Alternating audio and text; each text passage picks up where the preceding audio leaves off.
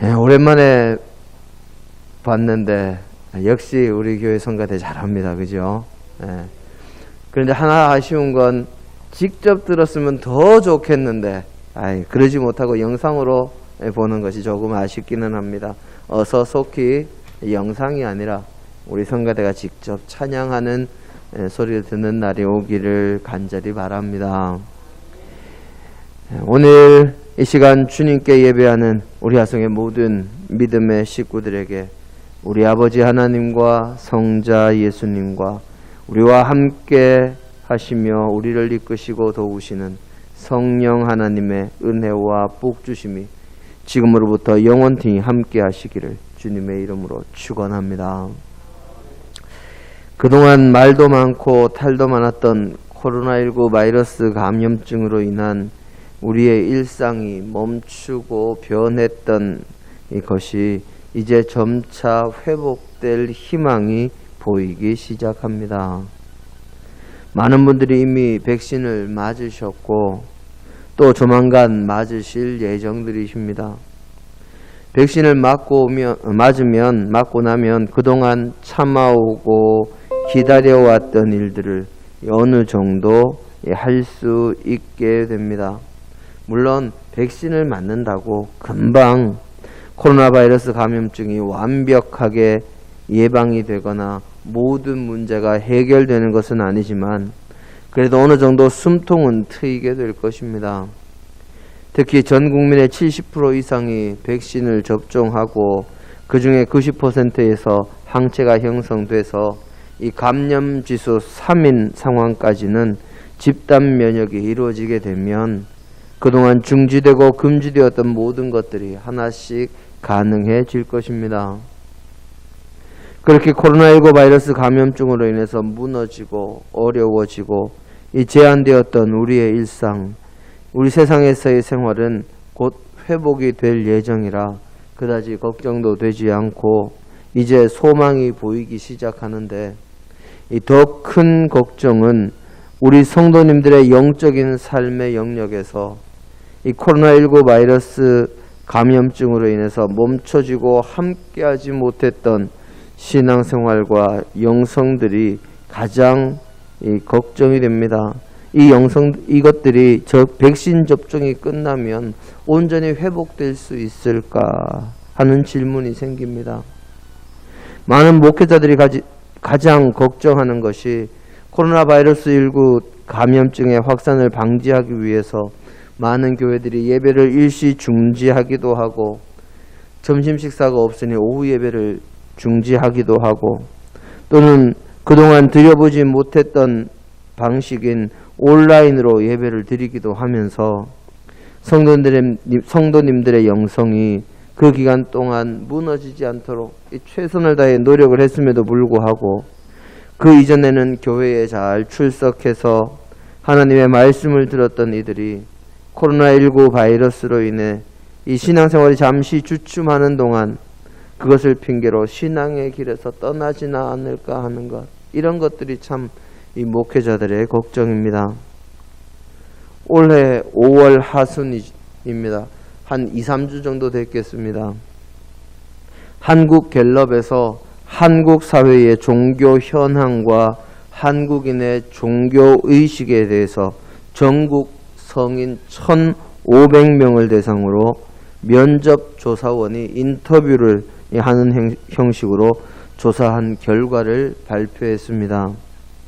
조사 결과에 따르면 우리 한국인들 가운데 종교를 가지고 있는 사람의 비율이 1984년부터 조금씩 계속 조금이라도 증가를 했는데 올해는 종교를 가진 사람들의 수가 대폭 줄어들어서 전체 인구의 40%밖에 되지 않는다고 합니다. 종교를 가진 사람들 가운데 그 각 종교의 비율을 보면 개신교가 17%, 불교가 16%, 천주교가 1%, 6%, 기타가 1%랍니다. 개신교의 비율이 17%라는 것도 참 마음을 아프게 했지만 제 마음을 더 무겁게 하는 내용은 따로 있었습니다.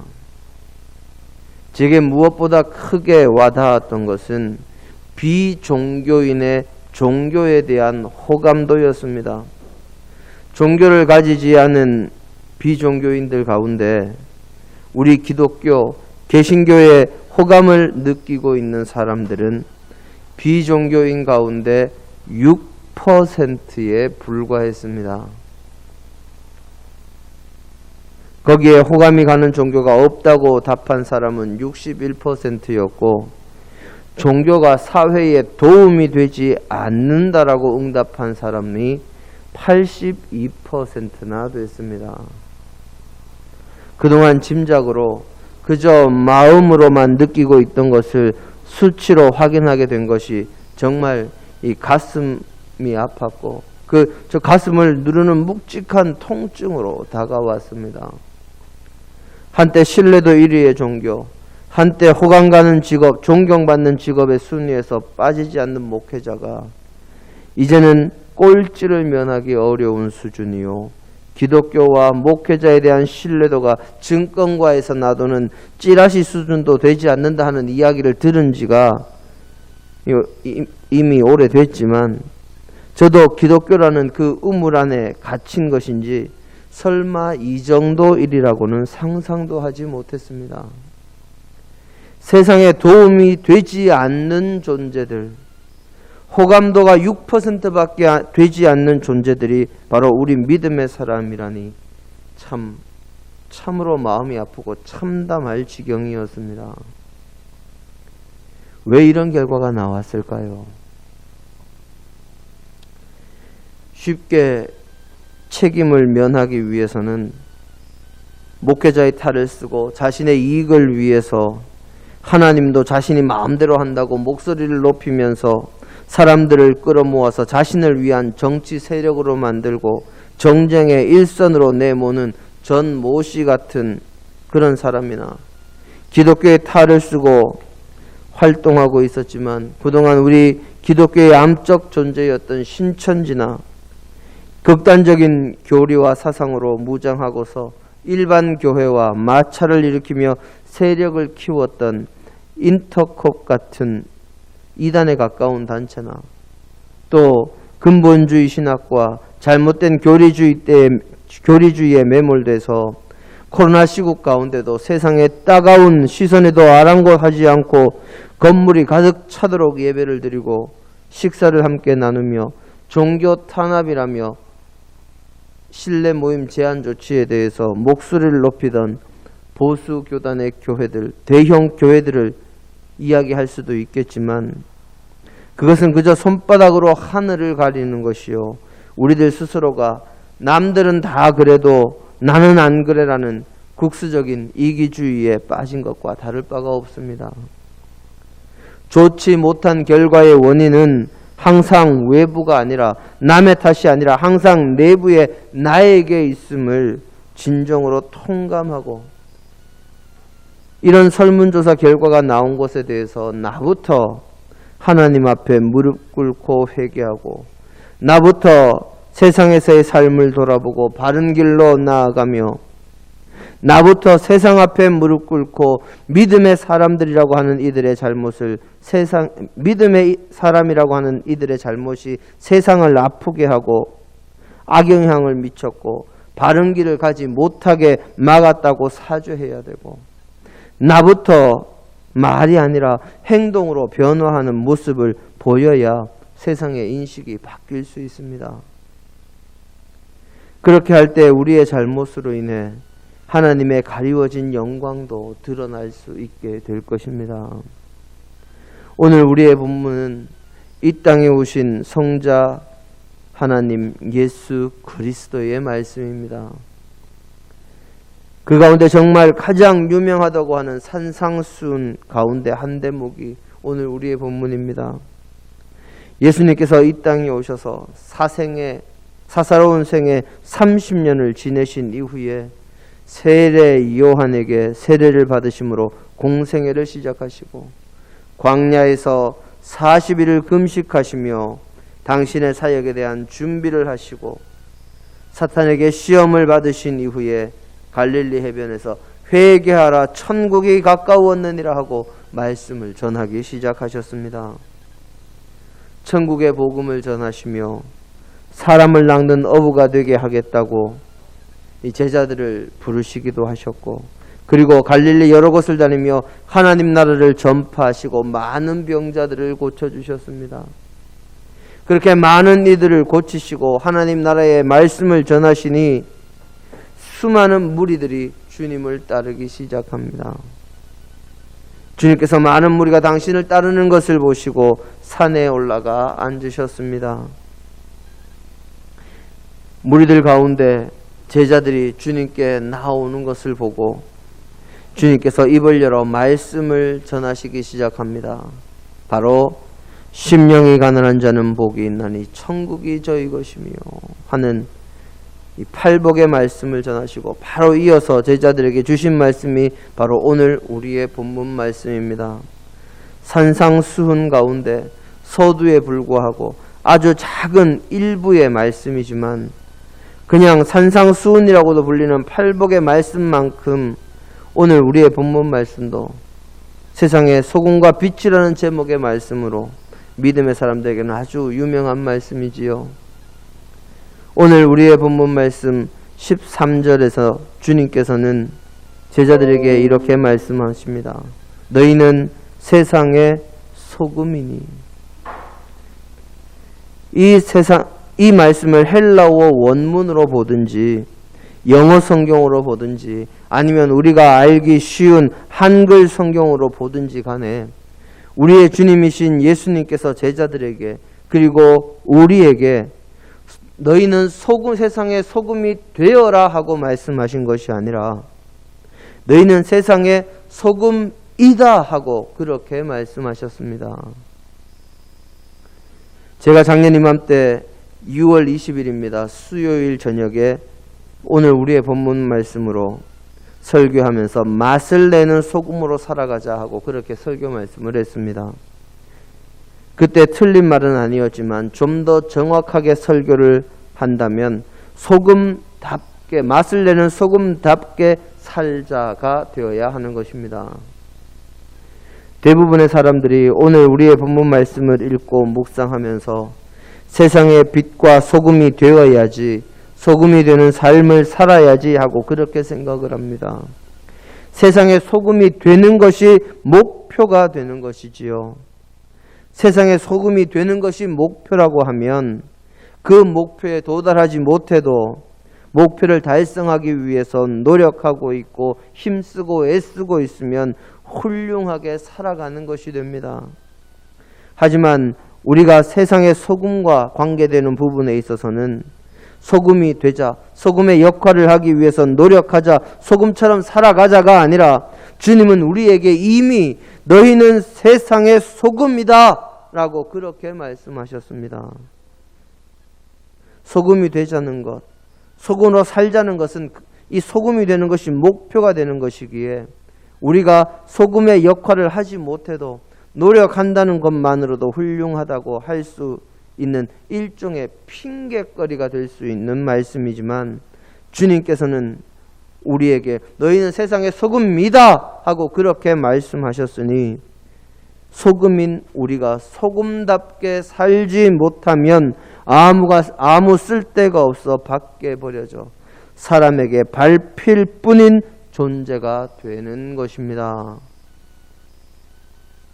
한국교회의 현실이 이렇게 어렵게 된 데에는 다른 많은 사람들, 믿는다고 하는 사람들, 유명한 목사님들, 대형교회의 문제도 있지만 바로 나부터 소금답게 살고 있는가, 나는 소금의 역할을 하고 있는가 하는 그 질문에 그 누구도 저는 그렇게 살고 있고 그렇게 신앙생활을 합니다 하고 대답할 수 있는 사람들이 드물다 못해 거의 사라지고 없기 때문입니다.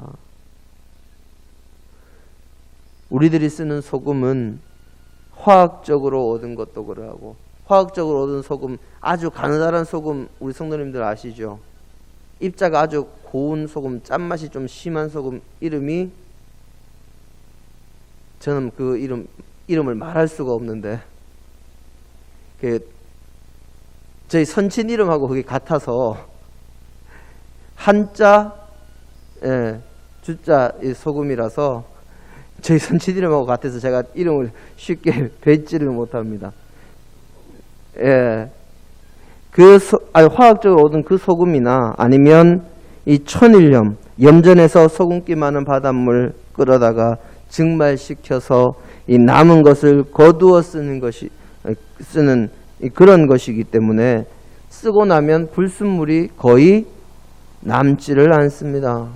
그리고 사용 후에 찌꺼기가 거의 없는데 이 고대의 소금 그리고 근동 지방의 소금은 그렇게 얻는 것이 아니라 암염이나 또는 염분이 있는 늪지, 그러니까 옛날에는 바다였거나 한 그런 곳에서 소금을 흙이나 돌과 함께 떠다가 그것을 물 속에 넣어 놓으면 이 염분은 물에 잘 녹으니까 물에 녹아 나오고, 그렇지 못한 다른 것들은 흙들은 밑에 가라앉아 있습니다. 그럼 그 위에 물을 퍼서 쓰다가 이 남은 건 맛을 잃은 소금이니 이제 가져다가 버리는 것이지요. 그것을 바로 맛을 잃은 소금이라고 합니다. 이 염분이 빠진 소금의 나머지는 건물의 지붕이나 주로 넓은 평지 같은 곳에 뿌려지는데, 이 소금 잔여물로 인해서 흙이 더 단단해지고 이 새는 구멍이 막아지고 풀이 자라지 않는 단단한 땅이 만들어지기 때문에 이 사람들은 이 소금 찌꺼기를 지붕에 올리기도 하고 평지에 뿌려서 사람들이 밟히도록 해서 그 사람들이 다니는 곳이 단단한 땅이 되도록 만드는 것이 짠맛을 잃은 소금의 운명이었습니다. 이처럼 우리도 맛을 잃은 소금, 염분을 잃은 소금 찌꺼기가 된다면 밖에 버려질 수밖에 없는 것이요, 사람들의 발에 밟힐 수밖에 없는 것입니다. 염분기가 있는 소금, 맛이 있는 소금, 자신의 역할을 제대로 하는 소금, 진정한 의미에서의 세상의 소금은 그러면 어떤 소금입니까? 제가 작년에 설교 드릴 때는 두 가지를 말씀을 드렸습니다. 하나는 소금은 맛을 내는 역할을 하는 것이 소금이다 하고 말씀을 드렸습니다. 소금은 설렁탕, 곰탕, 순댓국 또는 바베큐 할 때 굽는 이 고기 같은 그런 거의 모든 음식에 맛을 내는 재료이니 믿음의 사람은 세상을 살맛 나게 하는 존재가 되어야 한다 하고 그렇게 설교를 했습니다. 사람들이 아직 세상 살만하다, 이야 세상 살맛 난다 하고 그렇게 말을 할 때는 보통 훈훈한 소식, 감동적인 소식, 정말 선한 일들이 있다 하는 소식을 접했을 때입니다. 그러니 믿음의 사람들은 세상 사람들이 세상을 살맛 나는 곳으로 알도록 정말 선하고 아름다운 삶을 살아야 한다고 그렇게 말씀을 드렸습니다. 두 번째는 소금은 맛을 내는 역할도 하지만 방부제 역할도 한다고 말씀을 드렸습니다. 젓갈, 간고등어를 비롯한 생선류나 된장, 간장 같은 장류를 만들 때 필수적으로 들어가는 것이 소금이요, 또한 방부제로 생선 같은 것 상하지 말라고 뿌려 넣는 것이 소금입니다. 그래서 세상의 소금인 믿음의 사람들은 세상의 모든 사람들이 부정을 저지르고 비리를 저지르고 뇌물을 받으며 세상을 혼탁하게 만들어 갈 때도 그 모든 부정과 부패와 비리에 동참하거나 휩쓸리는 것이 아니라 그 부정과 부패와 비리와 모든 악한 것들의 고리를 끊어내는 사람이 되어야 한다고 그렇게 말씀을 드렸습니다. 오늘은 거기에 한 가지를 더 덧붙이려고 합니다. 소금은 썩는 것을 막기도 하고 맛을 내기도 합니다. 하지만 소금의 성격 중에서 빠뜨릴 수 없는 것이 또 하나 있습니다. 그것은 갈증입니다. 소금을 접한 이들은 갈증을 느끼게 되어 있습니다. 우리네 옛 속담에 소금 먹은 놈이 물킨다 하는 말이 있습니다. 소금을 먹으면, 이 짠 것을 먹으면 갈증을 느끼게 되니 물을 마신다 하는 것이요. 이 모든 일에는 원인이 있다 하는 것을 이야기하는 속담이 소금 먹은 놈이 물 킨다 하는 속담입니다. 이 속담처럼 소금은 그것을 먹은 이에게 갈증을 유발하게 됩니다. 세상 사람들이 세상의 소금인 우리를 보면 갈증을 느껴야 합니다. 그래야 우리가 세상의 소금의 역할을 제대로 하는 것이지요. 그러면 어떤 갈증일까요? 바로 하나님에 대한 갈증을 느끼게 만들어야 합니다. 믿음의 사람들을 보면서 세상 사람들이 야, 저 사람들은 도대체 어떤 사람들이길래 저렇게 살아가는가? 정말 저들이 믿는 하나님이 어떤 하나님인가? 정말 하나님에 대해서 알고 싶다 하는 마음, 이 갈증의 마음이 생겨서 말씀을 알고 싶어하고 하나님을 알고 싶어하고 하나님을 믿는 자녀가 되려는 그런 영적인 갈증을 느껴야 한다는 것입니다. 만약 그렇지 못하다면 우리가 소금의 역할을 제대로 하지 못하는 것이니 우리는 맛을 잃은 소금과 다를 바가 없는 것입니다. 지금 한국의 교회 맛을 잃은 소금입니다. 지금 한국의 믿음의 사람들 맛을 잃은 소금입니다. 솔직히 저와 여러분도 지금 맛을 잃은 소금입니다. 밖에 버려져서 사람들의 발에 밟혀서 땅만 단단하게 만들 뿐인 존재들입니다. 하나님의 말씀이 들어가서 100배, 60배, 30배 결실을 맺게 해야 할 곳이 사람들의 마음인 밭 땅입니다.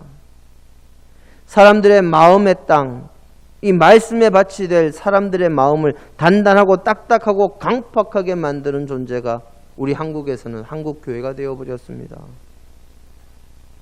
이제 우리 믿음의 사람들은 자신이 소금임을 자각하고 또 세상의 빛임을 자각하고 우리의 삶을 통해서 세상 사람들이 하나님께 영광 돌리고 하나님을 향한 갈증을 느끼도록 만들어 주님을 증거하는 역사의 주인공이 되어야 진정으로 믿음의 사람답게 사는 것이요, 땅에 버려지지 않을 존재로 사는 것이요, 오히려 사람들의 마음을 강팍하게 만들어 주님 나라 확장의 걸림돌이 되는 존재가 되지 않는 삶을 살아가는 자가 되는 것입니다. 거기에 빛은 어둠 가운데 아무것도 분별하지 못하는 세상 사람들에게 나아가야 할 바를 알게 하고 무엇이 선한 길인지 무엇이 바른 길인지 밝히 알게 하는 것입니다. 어두울 때는 내가 어디로 가야 하는지 알지 못합니다.